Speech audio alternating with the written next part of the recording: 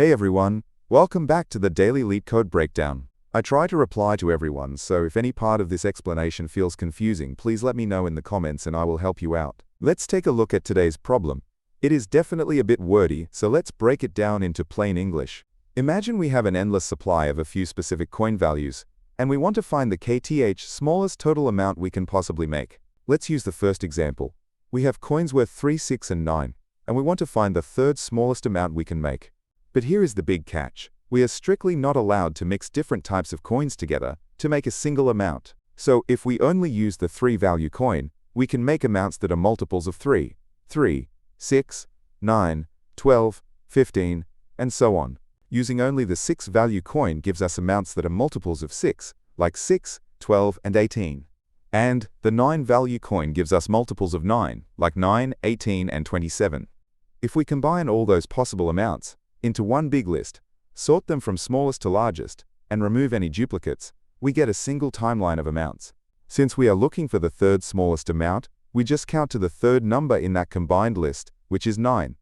That's our answer. Now we can't just generate these lists one by one, because our target position could be up to 2 billion, which would take way too long. Instead of building a list, we can use a clever trick.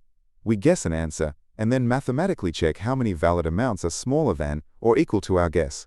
Because the number of valid amounts will always go up as our guess gets bigger, this is a perfect setup to binary search our way to the exact right answer. But how do we quickly count how many amounts are under a certain number without actually generating them? Let's say our guess is 9. If we want to know how many multiples of 3 are less than or equal to 9, we just divide 9 by 3. We get 3 amounts. Simple math. But we run into a major problem when we have multiple coins. Amounts like 18 are multiples of both 3 and 6. If we just divide our guess by 3, and then divide it by 6, and add them together, we would accidentally count 18 twice. To fix this double counting, we use a famous math concept called the Inclusion-Exclusion Principle. It works like this. We add up the counts for the single coins, then subtract the overlaps between any pairs of coins, then add back the overlaps for triplets, and so on. And finding the overlap between any group of coins is easy. It's just the multiples of their least common multiple. This brings us to the first approach from the official solution, combining a binary search for the answer with the Inclusion-Exclusion Principle for counting. Since we have at most 15 coins, the code uses binary numbers, often called bitmasks, to quickly generate every possible combination of coins to figure out those overlaps. Here is the exact code for this first approach. It works, but calculating the least common multiple for every single combination from scratch can be a bit slow. So let's look at the second approach, which optimizes this logic to make it run much faster. First, if one coin is a multiple of another, like 6 being a multiple of 3, any amount we can make with the 6 can already be made with the 3. So we can completely remove that 6 from our list before we even start. It doesn't give us any new amounts, and dropping it gives us fewer combinations to check. Second, we can calculate all those least common multiples much faster using bit manipulation, where each new combination recursively builds off a smaller combination we already figured out. Here is the fully optimized approach. By tossing redundant coins and speeding up our overlap math, this handles the worst-case constraints effortlessly.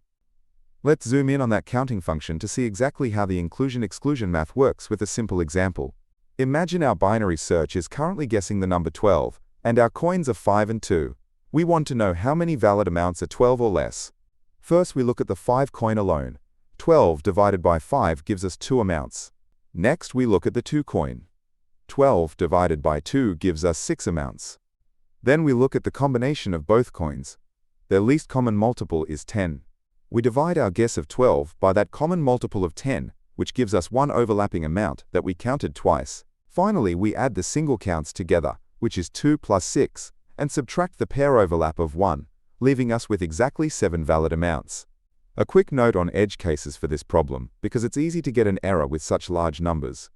Because our target position and the coin values can get huge, calculating the least common multiples for some combinations can easily overflow integer limits. Our optimized code handles this gracefully. If a common multiple ever grows larger than the maximum boundary of our binary search, we just cap it and ignore it, because it won't add to our count anyway. For our time complexity, it looks a bit scary, but it's basically the time it takes to remove redundant coins, plus the time to pre-calculate our overlapping multiples, and finally the time to run our binary search. The space complexity is order 2 to the power of n, where n is the number of coins we have, because we store data for every possible combination of those coins. So what are the big lessons we can take away from this problem? First, whenever you find yourself trying to build a massive, ordered list just to find one number, ask yourself if you can binary search the answer directly instead. Second, whenever a problem asks you to find unique items across sets that overlap with each other, the inclusion-exclusion principle is exactly what you need. Alright, as promised, I have the solutions mapped out in other languages for you. Here is the complete, optimized solution translated into Java. Next up, here is the C++ version, making sure to use long variables to avoid any overflow issues.